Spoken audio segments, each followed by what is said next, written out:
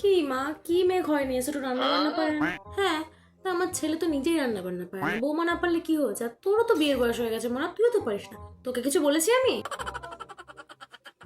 আমার বৌদি সারাদিন ঘরের মধ্যে জিন্স আর কুর্তি পরে ঘুরে করো, শাড়ি পরতে পারে না একটু? হ্যাঁ, তাও সারাদিন এখন বাড়ির মধ্যে কুর্তি আর জিন্স না পরে কি নায়িকাগুলোর মতন ভারী ভারী শাড়ি আর একগাদা জুয়েলারিস পরে ঘুরে বেড়াবে? মা শোনো, দাদার বৌদির মতন ঝামেলা হয়েছে জানো তো।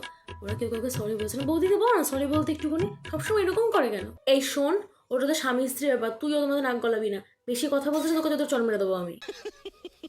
তোমার বৌমা সারাদিন বাপের বাড়ির লোকের সাথে কথা বলে, ওইখান থেকে সারাদিন ফুসমন্তর দেয়। তুমি দেখবো তোমার সংসার ভাঙবে। হ্যাঁ, তোরও তো আমি কদিন পরে বিয়ে দেবো, তুইও তো আমার সাথে ফোন করে কথা বলবি।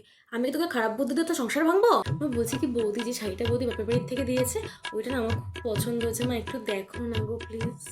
হ্যাঁ, তা জানো, তুইও তোর বাপের কাছ থেকে টাকা নিয়ে আমি তোকে কিনে দিচ্ছি। ওটা ওর বাপের বাড়ির থেকে দিয়েছে, বাবা দিয়েছে, তুইও যা তোর বাবার কাছ থেকে টাকা নিয়ে আয়।